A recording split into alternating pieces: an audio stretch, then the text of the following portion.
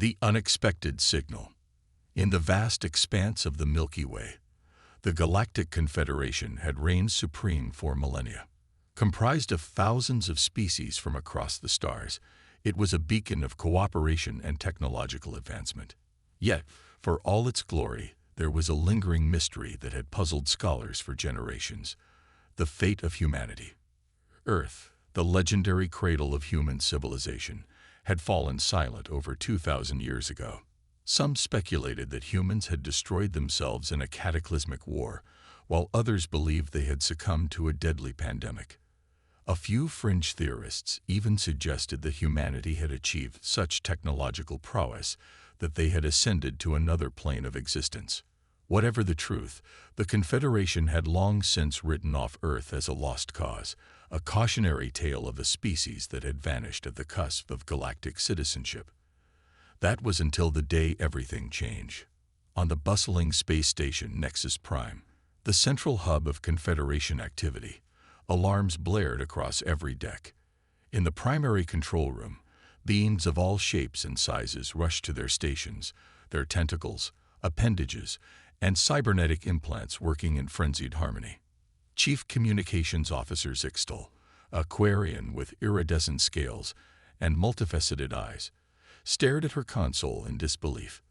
This can't be right," she muttered, her translator struggling to convey the mix of excitement and fear in her voice.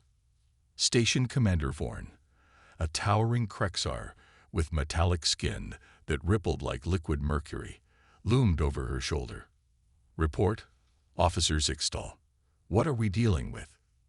Zixtal's fingers danced across the holographic interface, bringing up a cascade of data and star charts. "Sir, we're picking up a signal. It's coming from the Sol system." The control room fell silent, all eyes turning to the main view screen as it flickered to life, displaying a detailed map of the galaxy. A pulsing red dot marked the location of Earth's solar system. Vorn's eyes narrowed, the plates of his face shifting to form an expression of skepticism. "That's impossible. There's been no activity from that sector for over 2 millennia. Run a diagnostic on the long-range sensors." "Already done, sir," Zixtal replied, her voice quivering with a mixture of excitement and trepidation. "The signal is verified. It's not just coming from the Sol system. It's emanating from Earth itself." A collective gasp rippled through the control room. Earth, the mythical homeworld of humanity, silent for so long, was suddenly broadcasting again. "What's the nature of the signal?" Vorn demanded, his metallic skin now rippling with an agitated sheen. Zixtal's multifaceted eyes widened as she decrypted the incoming data. It's a greeting, sir, in perfect galactic standard. They're requesting to establish diplomatic relations with the Confederation." Vorn's metallic brow furrowed. After 2,000 years of silence, this could be a trap, or worse, some cosmic joke. "There's more, sir," Zixtal continued, her voice filled with awe. "The signal. It's not just coming from Earth. We're detecting identical broadcasts from multiple points across the galaxy. Hundreds of them, maybe thousands." The main view screen updated, now showing a galaxy map dotted with countless blinking lights, each representing a source of the mysterious signal. The assembled crew stared in stunned silence as the implications sank in. "By the cosmic egg," Vorn breathed, invoking an oath so old its origin had been lost to time. "They've been out there all along, watching us, waiting." As the control room erupted into a flurry of activity, with officers scrambling to analyze the data and relay the information to Confederation High Command, Zixtal noticed something else: a small, unobtrusive file attached to the main signal. With trembling appendages, she opened it. A holographic image sprang to life in the center of the control room, causing several officers to stumble back in surprise. It showed a human figure, tall and dignified, with silver hair and eyes that seemed to glow with an inner light. "Greetings, citizens of the Galactic Confederation." The figure spoke, its voice resonating with a depth and warmth that seemed to touch the very soul of every being present. "I am Dr. Elara Vance, Chief Ambassador of the United Human Worlds. We apologize for our long absence, but the time has come for humanity to rejoin the galactic community. We extend an invitation to the leaders of the Confederation to join us on Earth for a summit that will shape the future of our shared cosmos. We await your response with great anticipation. The hologram flickered and disappeared, leaving the control room in a state of stunned silence. Commander Vorn was the first to recover, his metallic skin now pulsing with a mix of colors that reflected his tumultuous emotions. "Officer Zixtal," he said, his voice uncharacteristically quiet, "send a Priority 1 message to Confederation High Command. Inform them that after 2,000 years, humanity has returned." As Zixtal rushed to comply, her mind raced with questions. Who were these humans who had somehow spread across the galaxy without detection? What technological marvels had they developed during their self-imposed exile? And most importantly, what did their return mean for the future of the Confederation and the galaxy at large? Little did they know, the answers to these questions would shake the very foundations of their understanding of the universe. The long-dormant human race was about to step onto the galactic stage, and nothing would ever be the same again. As news of humanity's return spread like wildfire across the Confederation networks, beings of all species found themselves grappling with a mix of excitement, fear, and uncertainty. The myth of humanity was about to become reality, and the galaxy held its breath, waiting to see what the next chapter would bring. On Nexus Prime, Commander Vorn stared out at the star-studded void, his metallic skin reflecting the distant pinpricks of light. "Prepare a diplomatic vessel," he ordered, his voice filled with grim determination. "We're going to Earth." The journey to humanity's homeworld was about to begin. And with it, a new era in galactic history would dawn. First Contact and Revelations. The sleek diplomatic vessel Stellar Envoy dropped out of hyperspace on the outskirts of the Sol system, its iridescent hull gleaming in the light of Earth's sun. On the bridge, a delegation of the Confederation's finest diplomats and scientists stood in awe, gazing at the viewscreen that displayed their approach to the legendary planet Earth. Ambassador Lyrax, a Zentharim known for their empathic abilities and cool diplomacy, felt a shiver run through their translucent body. "It's beautiful," they whispered, their voice a melodious hum. Indeed, the Earth that greeted them was far from the war-torn or plague-ravaged world they had expected. Instead, it shimmered like a jewel, its surface a mesmerizing tapestry of lights and structures that extended far into the atmosphere. As they approached, a communication channel crackled to life. "Greetings, Stellar Envoy," a warm voice echoed through the bridge. "This is Earth Orbital Control. Please proceed to the following coordinates for docking." The crew exchanged bewildered glances. How did the humans know the name of their ship? And how had they mastered the Confederation's complex communication protocol so quickly? As they descended through the upper atmosphere, the true scale of Earth's transformation became apparent. Massive arcologies stretched into the sky, their gleaming surfaces adorned with lush hanging gardens. Vehicles that seemed to defy gravity zipped between the structures in orderly streams.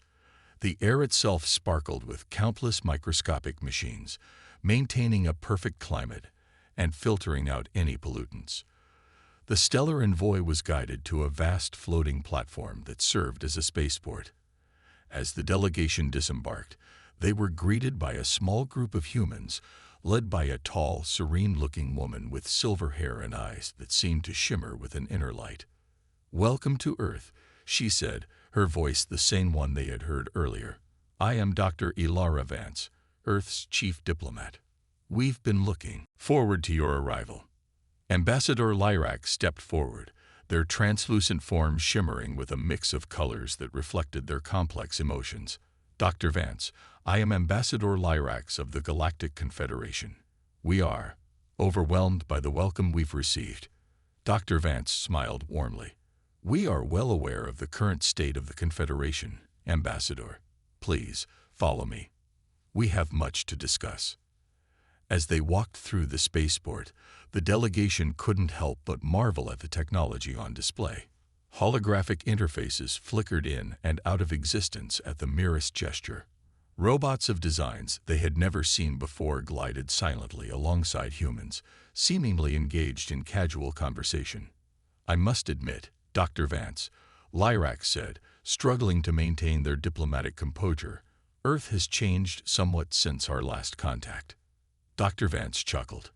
"You could say that, Ambassador. 2,000 years is a long time, even by galactic standards.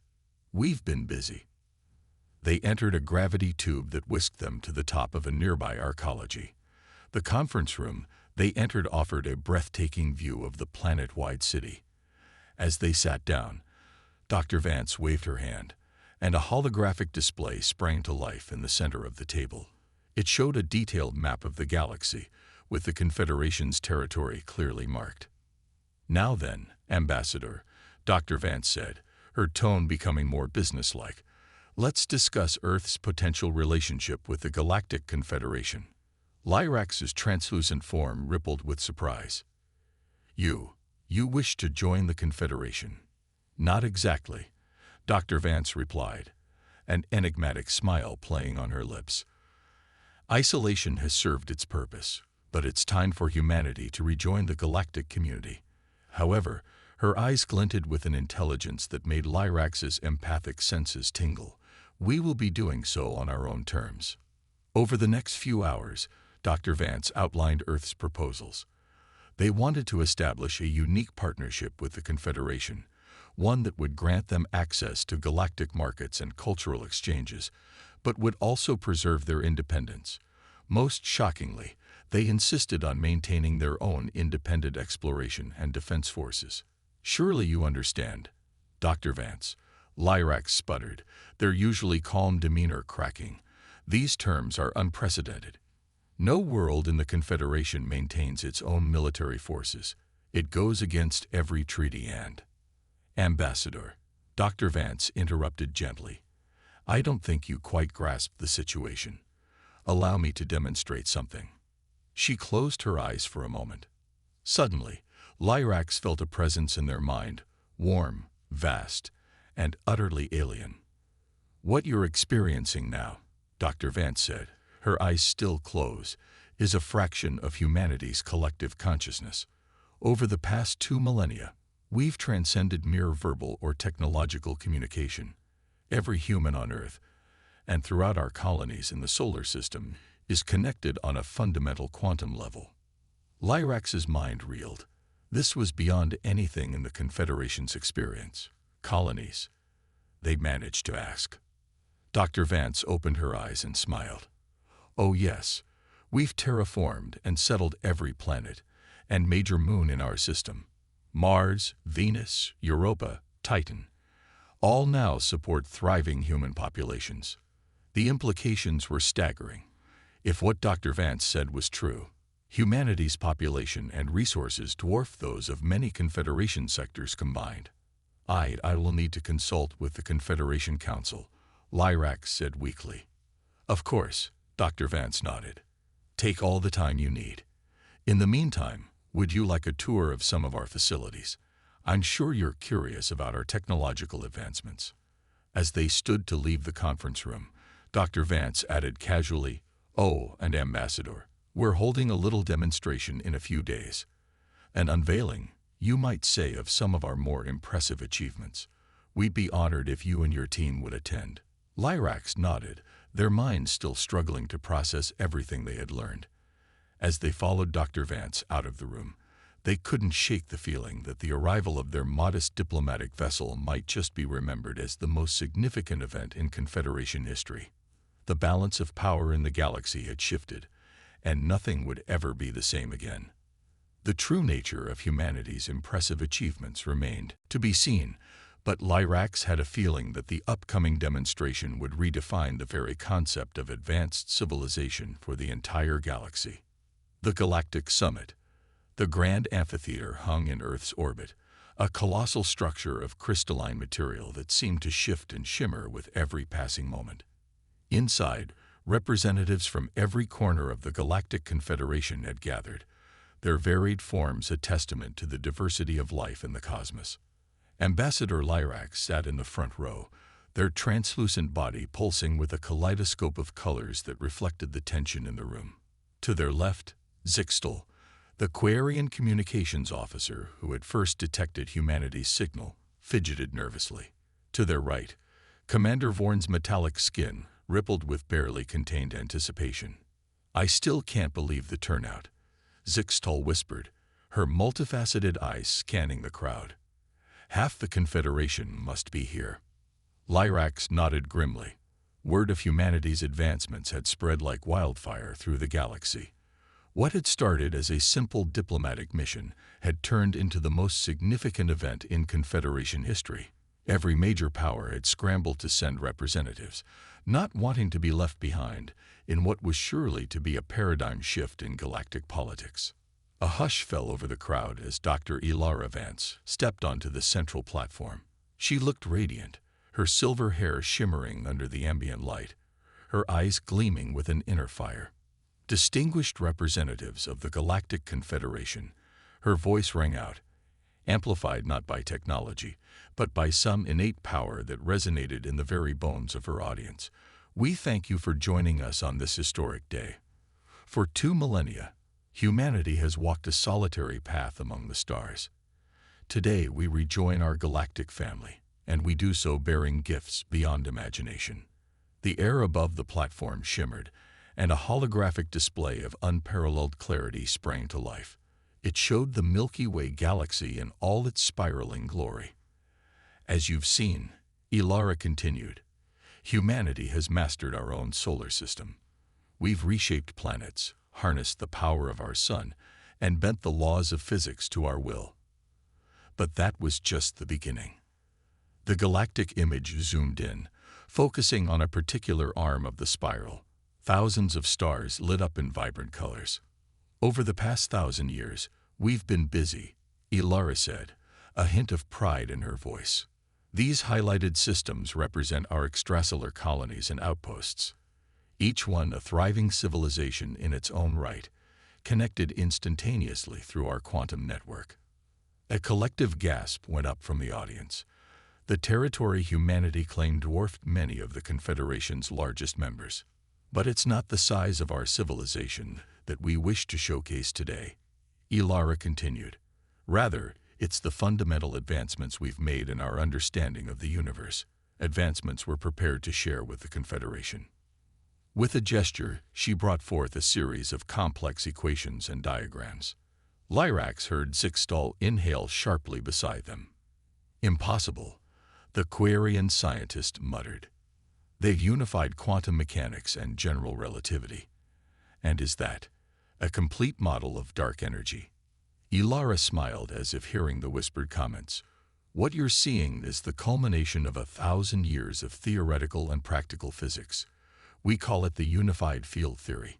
It allows us not just to understand the fundamental forces of the universe, but to manipulate them at will." The holographic display shifted again, showing a strange, almost organic-looking device. "This is the Cosmos Engine," Ilara explained, "a practical application of our unified field theory. With it, we can reshape reality itself. Observe." The image zoomed out, showing the device nestled within a massive starship. As the assembled dignitaries watched in awe, the ship seemed to ripple and distort.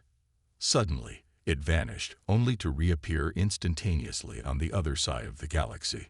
"Directed quantum tunneling on a macroscopic scale," Ilara said casually, as if she hadn't just demonstrated something that shattered the known laws of physics. "Distance is now meaningless to us. We can traverse the entire galaxy in the blink of an eye." But she wasn't done. The display shifted again, showing a barren, lifeless planet. "Watch closely," Ilara instructed. The Cosmos Engine activated once more. Waves of energy pulsed across the planet's surface. Before the astonished eyes of the Confederation representatives, oceans formed, continents shifted, and an atmosphere coalesced. In a matter of minutes, the dead world had been transformed into a lush, life-bearing paradise. "Terraforming used to take us centuries," Ilara said. "Now we can create habitable worlds in days." The amphitheater was dead silent, every being present struggling to comprehend the implications of what they had just witnessed. Humanity hadn't just surpassed the Confederation. They had ascended to a level of existence that bordered on the divine. Ilara's voice softened, becoming almost gentle. We understand that what we've shown you today is overwhelming. You may be feeling fear, awe, perhaps even anger. Know that we share these revelations not to intimidate, but to inspire. Humanity stands ready to guide the Galactic Confederation into a new era of exploration and discovery. She paused, her gaze sweeping across the assembly. But make no mistake, we also stand ready to defend ourselves and our way of life. Any attempt to restrict our freedom or hinder our progress will be met with consequences. The unspoken threat hung in the air, made all the more potent by the casual display of power they had just witnessed. We invite the Confederation to join us in this new age of wonders, Ilara concluded. Together, we can unlock the full potential of our universe. The choice, as always, is yours. As the lights came up and the assembled dignitaries broke into a cacophony of excited and fearful discussions, Ambassador Lyrax sat in stunned silence. The galaxy as they knew it had ended today. What would rise in its place remained to be seen. They turned to their companions. Zixtal was furiously scribbling notes, her scientific mind already racing with the possibilities presented. Commander Vorn, however, met Lyrax's gaze with understanding. You feel it too, don't you? The Krexar asked softly. Lyrax nodded. Beyond the awe and fear, there was something else, a sense of anticipation, as if the universe itself was holding its breath, waiting to see what humanity would do next. As the Confederation delegates filed out of the amphitheater, each lost in their own thoughts, Lyrax couldn't shake the feeling that they had just witnessed the dawn of a new cosmic order. Humanity had returned to the galactic stage, not as prodigal children, but as unfathomable beings wielding the power of creation itself. The true test, Lyrax realized, was yet to come. How would the Confederation respond to this paradigm shift? And more importantly, what did humanity truly intend to do with their godlike abilities? As the stellar envoy prepared for its journey home, carrying news that would shake the foundations of Confederation society, Lyrax steeled themselves for the challenges ahead. The galaxy was changing, and they were one of the few who truly understood the scale of what was to come. The revelation was complete. Now, the real work would begin. Tensions and trials. The Grand Assembly Hall of the Galactic Confederation buzzed with a nervous energy unlike anything in its 10,000-year history. Representatives from 1,000 worlds filled the tiered seats, their diversity a testament to the vastness of the galaxy. But today, all eyes were fixed on a single point, the central podium where Ambassador Lyrax stood, preparing to deliver their report on humanity's return. Lyrax's translucent body shimmered with anxiety as they gazed out at the assembled dignitaries. How could they possibly convey the magnitude of what they had witnessed? The words seemed to stick in their throat. Esteemed members of the Confederation. They began, their voice amplified throughout the cavernous chamber. 3 standard months ago, I embarked on what I believed would be a routine diplomatic mission to a long-lost colony of humans. Today, I stand before you to report that nothing could have prepared us for what we found. Over the next 2 hours, Lyrax recounted everything. The transformed Earth, the solar system teeming with life, the casual manipulation of fundamental forces, and finally, the revelation of humanity's intergalactic ambitions. In conclusion, Lyrax said, their voice heavy with the weight of their words, we must face a difficult truth. Humanity has not merely caught up to us during their isolation. They have surpassed us in ways we can scarcely comprehend. The balance of power in our galaxy, indeed, in our entire local group of galaxies, has irrevocably shifted. A cacophony of voices erupted as soon as Lyrax finished speaking. The assembly hall descended into chaos, with representatives shouting questions, demands, and accusations. It took the Supreme Arbiter, a gaseous being from the Vorlon sector, nearly an hour to restore order. We will now hear proposals for our official response. The arbiter's translated voice boomed. Karax, the militant representative of the Silicon Consensus, was the first to speak. The course is clear, he grated, his crystalline form glittering under the hall's lights. We must mobilize immediately. Humanity represents an existential threat to the Confederation and must be contained before they can expand further. Murmurs of agreement rippled through the hall, but they were quickly countered by Alana, the serene ambassador of the Luminant Concord. Containment, against a civilization that can reshape planets and cross galaxies at will. Such an action would be worse than futile. It would be suicidal. So we do nothing. Karax shot back. Allow them to dominate us. Not nothing. A new voice cut through the debate. All eyes turned to Zanara, the elder statesman of the Elorian Science Directorate. We adapt. We learn. Humanity has offered to share their knowledge.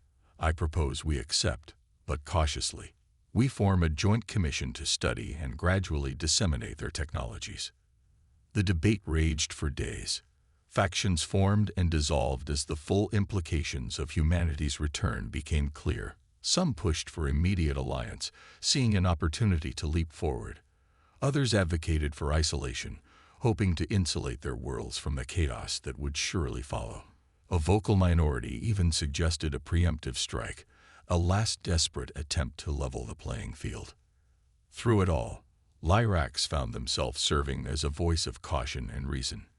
We must remember, they reminded the Assembly repeatedly, that humanity has shown no overt aggression. They have expressed a desire for peaceful coexistence, but they have also demonstrated the power to enforce that peace on their own terms.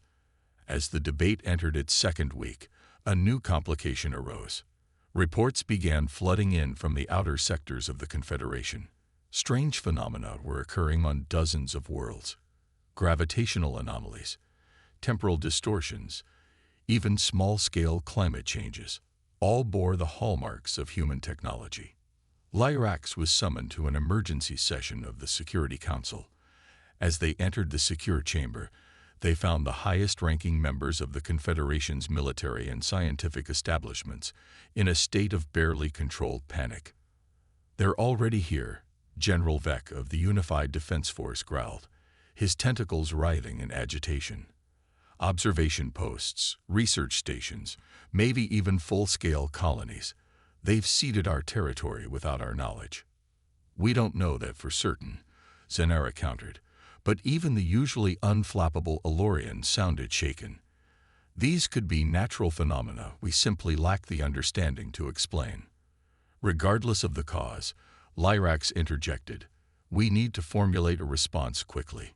The decision was made to send a high-level delegation to Earth, not just to negotiate, but to demand answers.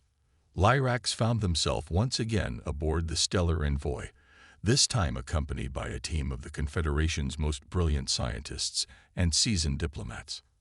As they approached the Sol system, Lyrax felt a sense of déjà vu. But where once they had marveled at the transformed Earth, now they felt a creeping unease. The planet seemed to pulse with an even greater energy than before, as if it was barely containing some vast power within its crystalline shell. They were met not by Dr. Vance, but by a delegation of what appeared to be ordinary humans. Yet Lyrax could sense something different about them, an otherworldly quality that set their nerves on edge.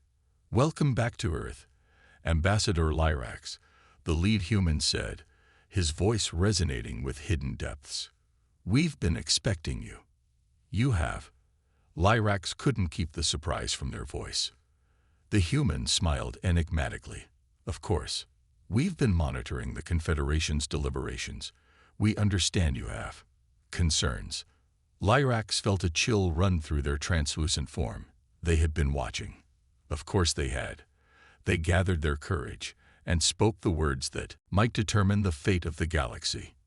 "Humanity," they said formally, "on behalf of the Galactic Confederation, we come seeking answers and assurances. Your actions have sown fear and discord throughout our society. We must know your true intentions." The human smile never wavered. Intentions. My dear Ambassador, we intend nothing less than the total transformation of our local group of galaxies. The only question is whether the Confederation will be our partners in this great endeavor, or simply observers. As Lyrax and their team were led into a vast, impossible structure that seemed to exist in multiple dimensions at once, they couldn't shake the feeling that they were walking into the lair of beings who had transcended the very concept of civilization, as the Confederation understood it. The negotiations that would shape the future of multiple galaxies were about to begin, and Lyrax, a simple diplomat from a civilization that now seemed quaint and primitive, found themselves at the center of it all. As they passed through shimmering corridors that defied Euclidean geometry, Lyrax steeled themselves for what was to come. The fate of the Confederation, perhaps of all sentient life as they knew it, would hinge on the outcome of these talks. And somewhere in the vast reaches of intergalactic space, the cosmos engines hummed with untold power, reshaping reality itself to humanity's inscrutable will. A new era had dawned, and the universe would never be the same again. A new cosmic order. The negotiation chamber defied description.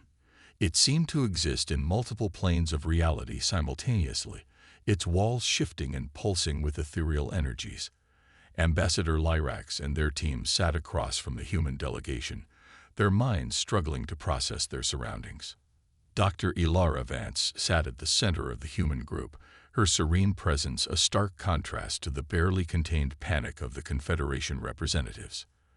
Lyrax couldn't shake the feeling that she was more than she appeared, perhaps not even entirely human anymore. "Let us begin," Ilara said, her voice resonating on multiple levels of consciousness. "You have questions. We have answers.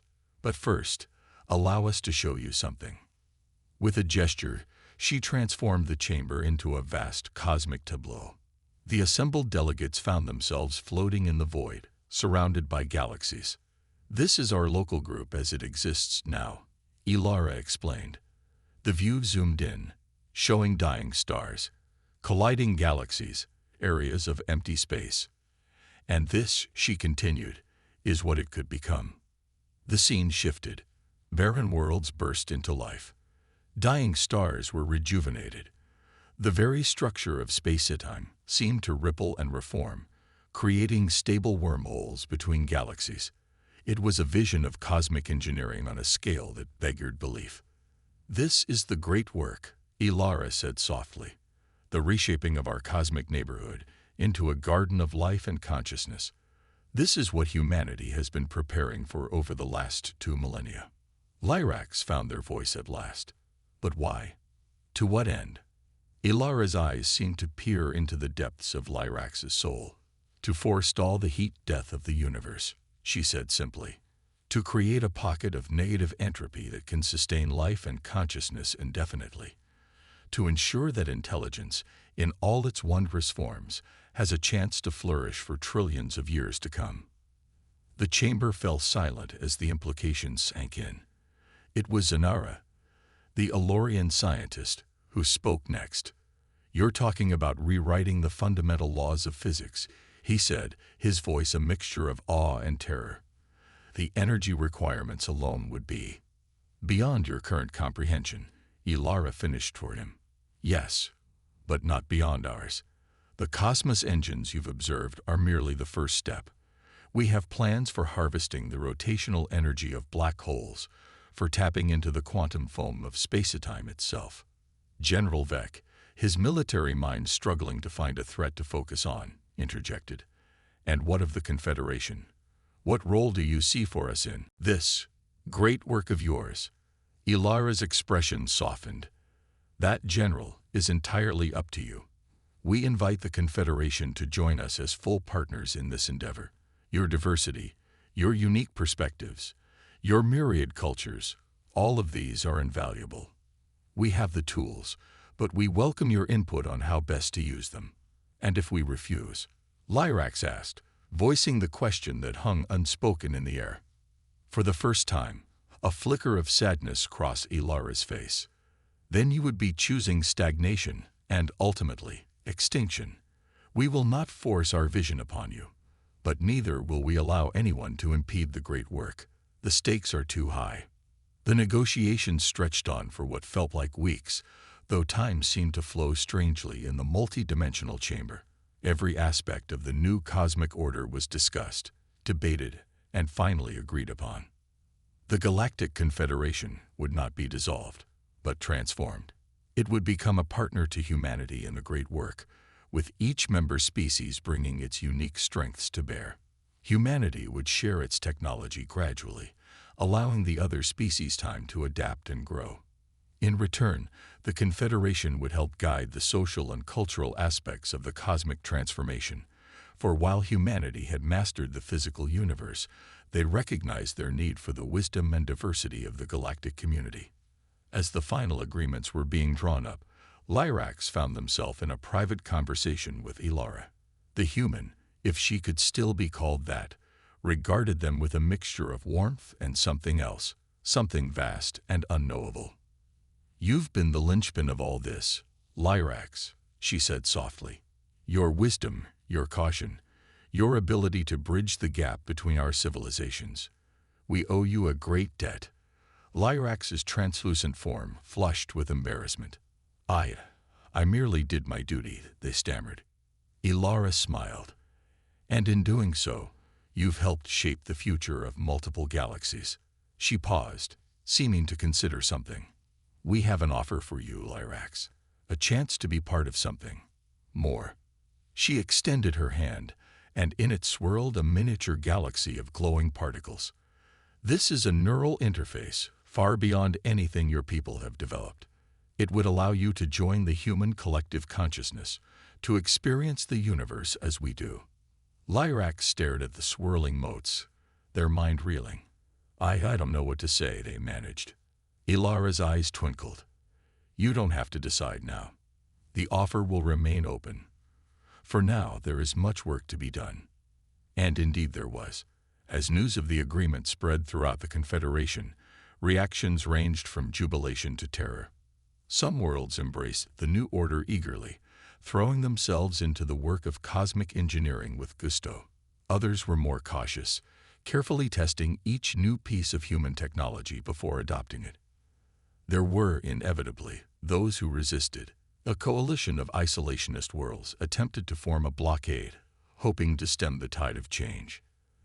They were given a single demonstration of a cosmos engine's power, the instantaneous teleportation of their entire fleet to the other side of the galaxy, before they quietly stood down. As the years passed, the changes became more and more apparent. Barren worlds burst into life. Dyson swarms bloomed around stars like mechanical flowers. The first intergalactic wormholes stabilized, allowing travel between the Milky Way and Andromeda in mere moments. Lyrax watched it all unfold with a mixture of awe and trepidation. They had become something of a cultural ambassador, helping species across the Confederation adapt to their new reality. And always, in the back of their mind, was Elara's offer. It was a century after the initial contact when Lyrax finally made their decision. Standing on the observation deck of a vast Ark ship, watching as it prepared to embark on a journey to a distant galaxy, they felt the weight of history on their shoulders. Elara appeared beside them, as timeless as ever. "It's beautiful, isn't it?"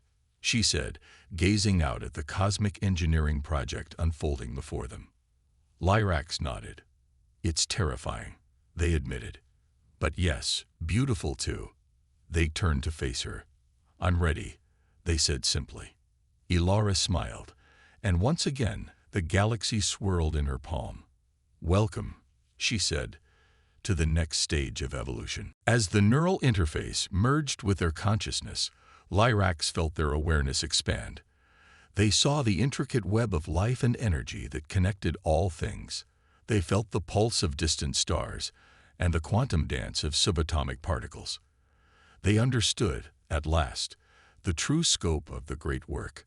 And as their individual consciousness merged with the vast collective mind of humanity and its allies, Lyrax realized that this was not an ending, but a beginning. The dawn of a new era, not just for the galaxy, but for the very concept of life and intelligence itself. The cosmic dance continued, and now, at long last, its participants were learning to lead. Across the vastness of space, countless civilizations awakened to a new reality. The barriers between species began to blur as more and more beings chose to join the collective consciousness. Yet, diversity was not lost but celebrated, each unique perspective enriching the whole. Great works of cosmic art began to take shape. Entire nebulae sculpted into living paintings, star systems arranged into impossibly beautiful configurations. Music of the spheres became more than a metaphor as harmonies played out across light years. But it wasn't all grand cosmic engineering. On countless worlds, life flourished in new and unexpected ways. Species that had once been on the brink of extinction found themselves thriving on tailor-made worlds. Ancient rivalries were set aside as former enemies worked together to reshape their shared stars. The collective mind turned its attention to the deepest mysteries of existence. The nature of consciousness, the origins of the universe, the possibility of other realities, all became subjects of intense study and experimentation. And yet, for all their godlike power, they did not forget their roots.